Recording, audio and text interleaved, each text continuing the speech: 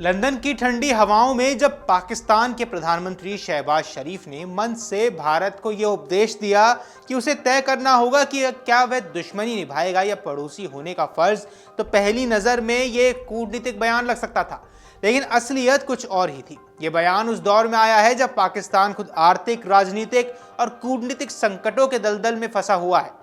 ऐसे में शरीफ का यह संदेश ज्यादा भारत के लिए नहीं बल्कि अपनी घरेलू जनता और अंतर्राष्ट्रीय मंच पर ध्यान खींचने की कोशिश के रूप में देखा जा रहा है। शरीफ ने अपने भाषण में भारत पाकिस्तान के रिश्तों का इतिहास छेड़ा और 4 युद्धों का जिक्र किया। उन्होंने कहा कि इन युद्धों में अरबों डॉलर खर्च हुए हैं और दोनों देशों को नुकसान झेलना पड़ा है, लेकिन उन्होंने ये स्वीकार करने की जहमत नहीं उठाई कि इन युद्धों की वजह हमेशा पाकिस्तान के उकसावे की नीतियां और आतंकवाद को बढ़ावा देने वाली रणनीतियां रही हैं। चाहे 1947 का पहला युद्ध हो, 1965 का हमला, 1971 का बांग्लादेश युद्ध हो या फिर 1999 का कारगिल, हर बार पहल पाकिस्तान ने की और भारत को मजबूरन रक्षात्मक कदम उठाने पड़े। लेकिन शरीफ ने इन सच्चाइयों पर पर्दा डालने की कोशिश की और केवल भारत को ही दोषी ठहराने का ढोंग रचा है। बयानबाजी में शरीफ ने एक बार फिर कश्मीर का मुद्दा उठाया। उन्होंने कहा कि कश्मीरियों का खून व्यर्थ नहीं जाएगा। यह जुमला पाकिस्तान के नेताओं के भाषणों में दशकों से दोहराया जाता रहा है, लेकिन असलियत यही है कि कश्मीर में जो खून बहा वह पाकिस्तान प्रायोजित आतंकवाद की वजह से बहा। सीमा पार से आतंकियों को हथियार और प्रशिक्षण देकर पाकिस्तान ने कश्मीर को हिंसा की आग में झोंका है। वहीं भारत बार बार ये स्पष्ट कर चुका है कि जम्मू कश्मीर उसका अभिन्न हिस्सा है और रहेगा। शरीफ का यह बयान ऐसे समय पर सामने आया है जब मई 2025 में हुए संघर्ष ने पाकिस्तान की पोल खोल दी है। उस टकराव में पाकिस्तान ने भारत को उकसाने की कोशिश की, लेकिन भारत की जवाबी कार्रवाई ने उसे हिलाकर रख दिया। पाकिस्तान ने दावा किया कि उसने भारत के राफेल विमानों को गिरा दिया, लेकिन इस पर कोई अंतर्राष्ट्रीय पुष्टि नहीं मिली।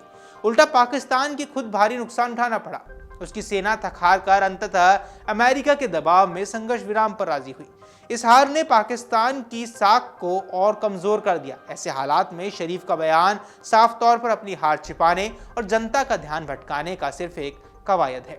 अब यही नहीं, शरीफ ने अपने भाषण में गाजा और फिलिस्तीन का मुद्दा भी उठाया है। उन्होंने इजराइल पर हमले का आरोप लगाया और मुस्लिम देशों के प्रति संवेदनशीलता दिखाने की कोशिश की, लेकिन अंतर्राष्ट्रीय विश्लेषकों की माने तो पाकिस्तान का ये रुख केवल मुस्लिम देशों में अपनी छवि सुधारने और घरेलू जनता को बरगलाने की सिर्फ एक कोशिश है। असलियत यह है कि पाकिस्तान के हालात इतने बिगड़े हुए हैं कि वह किसी और की मदद तो दूर अपनी ही समस्याओं से निकलने में असमर्थ है।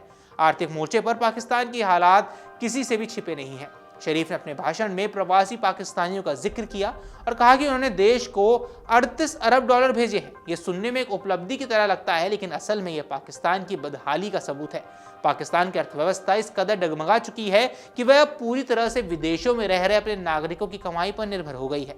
घरेलू स्तर पर महंगाई आसमान छू रही है, बेरोजगारी युवाओं को निराश कर रही है और कर्ज ने देश को दिवालिया होने की कगार पर ला खड़ा किया है। अभी वही पाकिस्तान है जिसने कभी पड़ोसी देशों को अस्थिर करने की नीति अपनाई है, लेकिन अब खुद अपनी अस्थिरता झेल रहा है और दुनिया भर में अलग थलग पड़ गया है। अंतर्राष्ट्रीय स्तर पर उसकी साख घट चुकी है। अमेरिका, खाड़ी देश और चीन जैसे सहयोगी भी अब उसे संदेह की नजर से देखने लगे हैं। आतंकवाद को लगातार पनाह देने की उसकी नीति ने अपने ही देश को जकड़ लिया है। आंतरिक सुरक्षा स्थिति इतनी खराब है कि हर दिन कहीं न कहीं आतंकी हमले की खबरें सामने आती रहती हैं। ऐसे में सवाल उठता है कि क्या पाकिस्तान सचमुच भारत से रिश्ते सुधारना चाहता है? अगर हाँ, तो क्यों वह बार बार कश्मीर का मुद्दा उठाकर आग में घी डालने की कोशिश करता है? क्यों वह आतंकवाद को अब भी एक राजनीतिक हथियार की तरह इस्तेमाल करता है? भारत ने हमेशा से यही कहा है कि बातचीत और शांति के लिए आतंकवाद का अंत होना बेहद जरूरी है, लेकिन पाकिस्तान ने कभी भी इस पर अमल नहीं किया। अब शरीफ का बयान असल में पाकिस्तान की पुरानी आदतों का ही एक हिस्सा है। जब भी देश में हालात बिगड़ते हैं, नेता भारत का मुद्दा उठाकर जनता का ध्यान भटकाने की वहां कोशिश करते हैं। इस बार भी कुछ अलग नहीं हुआ है, लेकिन फर्क यही है कि अब जनता भी समझने लगी है कि यह बयानबाजी उनके जीवन में कोई सुधार नहीं लाती।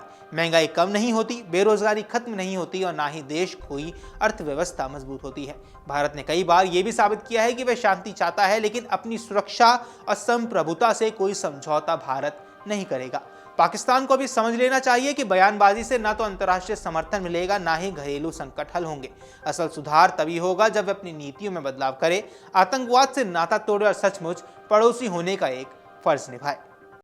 अगर आप ये वीडियो YouTube पर देख रहे हैं तो हमारे चैनल को सब्सक्राइब कर बेल आइकन दबाएं और Facebook पर देख रहे हैं तो हमारे पेज को लाइक करें।